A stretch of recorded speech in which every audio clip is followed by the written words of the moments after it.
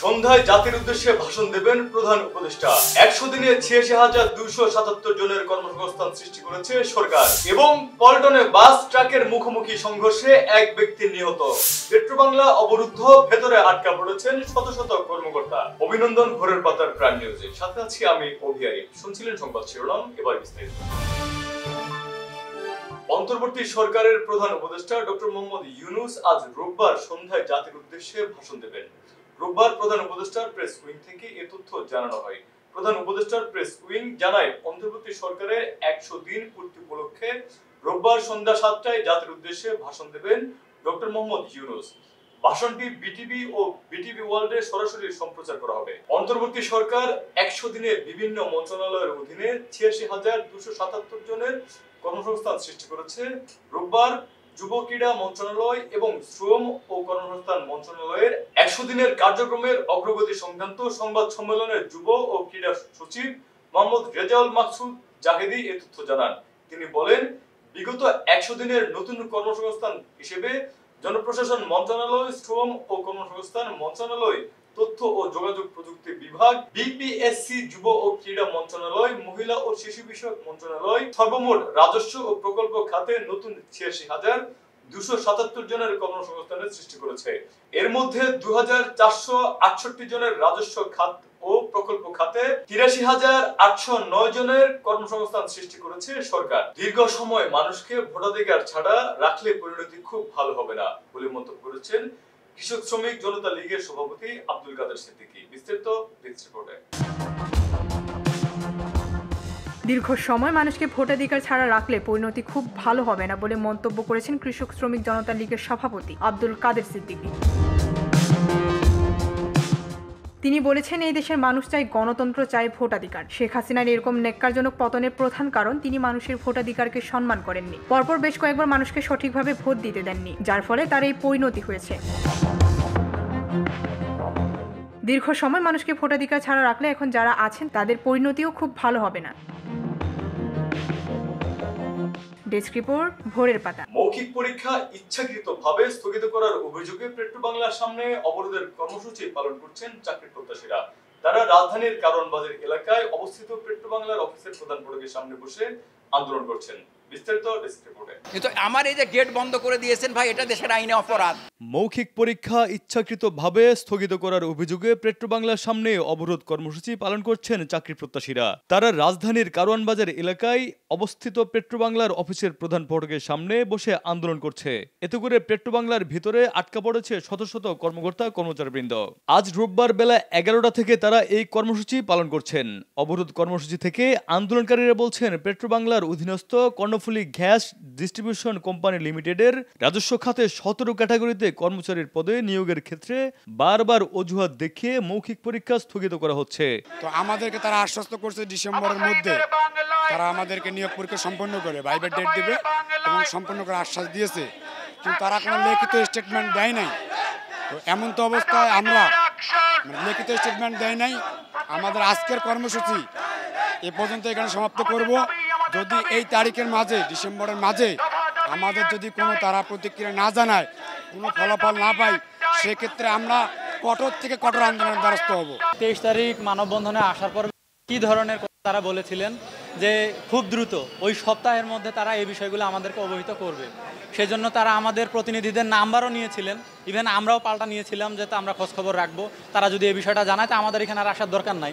কিন্তু লজ্জাজনক বিষয় যে তারা এই বিষয়টার এখনও প্রতিকারের জন্য যথেষ্ট তারা ব্যবস্থা গ্রহণ করে নাই, যার জন্য আমরা আজকে যে অবস্থান কর্মসূচিটা দিয়েছি, একটু আগে আমাদের স্যার মহোদয় যে বিবৃতি দিয়েছেন কিছুটা আমাদের কাছে সন্তোষজনক মনে হইলেও, যেমন তারা ডেট দিবেন বিষয়টা সন্তোষজনক, কিন্তু অসন্তোষজনক বিষয়টা হচ্ছে উনি বলতেছে বন্যা পরিস্থিতি অনেক আগে হয়েছে। তারপর এখন যারা 29 জন যে ভাইবা প্রার্থী আছে, তারা তো তাদেরকে বলে নাই যে আপনারা বন্যার কারণে পরীক্ষাটা বন্ধ রাখেন। আন্দোলনকারীদের তোপের মুখে পড়ে ঘটনাস্থলে উপস্থিত হন পেট্রোবাংলার চেয়ারম্যান। ঘটনাস্থলে আন্দোলনকারীদের সাথে পেট্রোবাংলার চেয়ারম্যানের বাকবিতণ্ডার ঘটনাটিও লক্ষ্য করা যায়। আন্দোলনকারীদের আন্দোলন থামাতে এবং ঘটনাস্থল থেকে তাদেরকে সরে যাওয়ার নির্দেশনাও দেন তিনি। এছাড়াও অনতিবিলম্বে পরীক্ষা কার্যক্রম এবং ভাইবা সম্পন্ন করার নির্দেশনাও দিয়েছেন।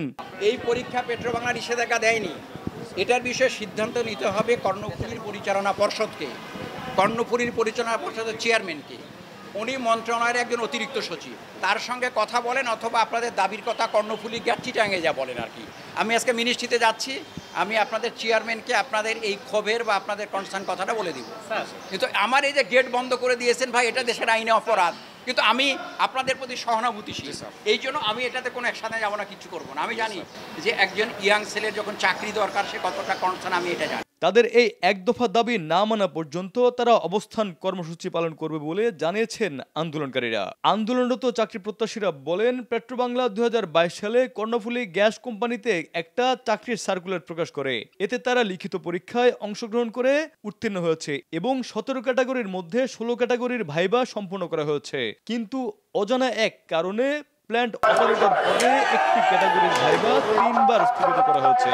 তবে সংশ্লিষ্ট কর্মকর্তারা বলছেন 2024-এর আগামী ডিসেম্বরের মধ্যেই ভাইবা প্রক্রিয়া সম্পন্ন সহ চাকরির নিয়োগ প্রক্রিয়া সম্পন্ন করবেন। রাজধানীর পল্টন মোড় ইউনিক পরিবহনের একটি বাস ও পেঁয়াজ বোঝাই ট্রাকের মুখোমুখি সংঘর্ষে অজ্ঞাত পরিচয়ের এক ব্যক্তি নিহত হয়েছেন। রাজধানীর পল্টন মোড়ে ইউনিক পরিবহনের একটি বাস ও পেঁয়াজের বোঝাই ট্রাকের মুখোমুখি সংঘর্ষে অজ্ঞাত পরিচয়ের এক ব্যক্তি নিহত হয়েছেন। রোববার ভোর 5টার দিকে এই সংঘর্ষ ঘটে। গুরুতর আহত অবস্থায় ওই ব্যক্তিকে ঢাকা মেডিকেল কলেজ হাসপাতালের জরুরি বিভাগে নিয়ে গেলে কর্তব্যরত চিকিৎসক পরীক্ষা নিরীক্ষা শেষে সকাল 6টায় মৃত ঘোষণা করেন। হাসপাতালে নিয়ে আসা কনস্টেবল সোহারাব বলেন, ভোরবেলা ইউনিক পরিবহনের বাস ও পেঁয়াজের বোঝাই একটি ট্রাকের সঙ্গে মুখোমুখি সংঘর্ষ হয়। এ সময় এক ব্যক্তি গুরুতর আহত হলে তাকে ঢাকা মেডিকেলে নিয়ে আসার পর চিকিৎসক তাকে মৃত ঘোষণা করেছেন। ডেস্ক রিপোর্ট, ভোরের পাতা। কুড়িগ্রামে কুয়াশা ও ঠান্ডায় তীব্রতা বেড়েছে। মধ্যরাত থেকে পরদিন সকাল 9টা পর্যন্ত কুয়াশায় ঢেকে থাকছে বিস্তীর্ণ জনপদ। ভোরের দিকে বৃষ্টির মতো ঝরতে থাকে কুয়াশা। বিস্তারিত সঞ্জনা আশরাফের প্রতিবেদনে। কুড়িগ্রামে কুয়াশা ও ঠান্ডার তীব্রতা বেড়েছে। মধ্যরাত থেকে পরদিন সকাল 9টা পর্যন্ত কুয়াশায় ঢেকে গিয়েছে বিস্তীর্ণ জনপদ। ভোরের দিকে বৃষ্টির মতো ঝরতে থাকে কুয়াশা। রোববার সকাল 7টায় সর্বনিম্ন তাপমাত্রা রেকর্ড করা হয়েছে 16.8 ডিগ্রি সেলসিয়াস। ঘন কুয়াশায় থাকায় যানবাহনগুলো দিনের বেলাতেও হেডলাইট জ্বালিয়ে সড়কে চলাচল করছে। কুয়াশার সঙ্গে ঠান্ডার তীব্রতা বৃদ্ধি পাওয়ায় বিপাকে পড়েছে দিনমজুর ও খেটে খাওয়া মানুষজন। ঘন কুয়াশা ও শীতের তীব্রতা বৃদ্ধির কারণে ঠিকমতো কাজে যেতে পারছেন না অনেকে। কুড়িগ্রাম এলাকাবাসী বলেন, গতকালের চেয়ে কুয়াশা আজ একটু কম। আমরা যারা দিন এনে দিন খাই, আমাদের খুব সমস্যা হচ্ছে। ডেস্ক রিপোর্ট, ভোরের পাতা। এবার আন্তর্জাতিক সংবাদ।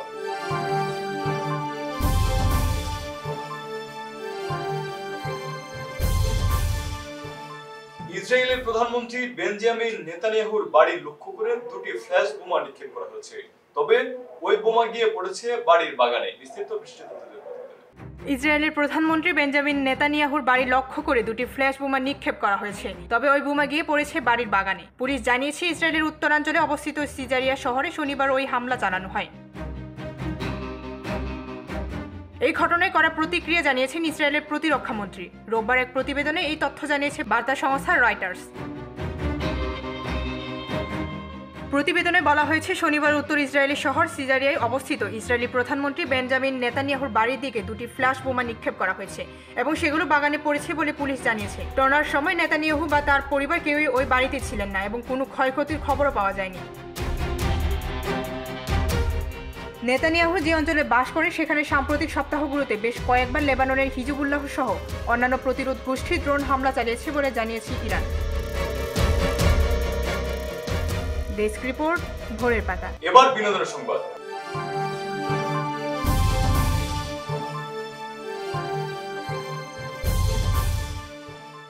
দক্ষিণী সিনেমার সুপারস্টার আল্লু অর্জুন প্রথম কোন তেলুগু তারকা হিসেবে ভারতের জাতীয় চলচ্চিত্র পুরস্কারের সেরা অভিনেতার খেতাব জিতে নিয়েছেন তিনি। পুষ্পা সিনেমার জন্যই সেরা মুকুট মাথায় উঠেছে তার। এই সিনেমার ব্যাপক সাফল্যের পর থেকেই দ্বিগুণ রয়েছে তার পারিশ্রমিক। বর্তমানে পারিশ্রমিকের দিক থেকে শীর্ষস্থানে রয়েছেন আল্লু অর্জুন। সবচেয়ে বেশি পারিশ্রমিক প্রাপ্ত তারকাদের তালিকায় একেবারে প্রথমে নিজের নাম লেখান তিনি। অজস্র সুপারহিট ছবি, মোট বক্স অফিস কালেকশনেও নাকি ছাপিয়ে গেছে তার পারিশ্রমিক। এদিকে বক্স অফিসে মুক্তির অপেক্ষায় পুষ্পা 2 ট্র্যাক টলিউড এর প্রতিবেদনে অনুযায়ী এই ছবির জন্য নাকি প্রায় 300 কোটি টাকার পারিশ্রমিক পেয়েছেন এই অভিনেতা। এবার খেলাধুলার সংবাদ। আগামী 20 নভেম্বর ভোরে বিশ্বকাপ বাছাই পর্বের ম্যাচ পেরুর বিপক্ষে মাঠে নামবে আর্জেন্টিনা। এই ম্যাচ দিয়েই 2024 সালের ইতি টানবে বিশ্বকাপ জয়ীরা।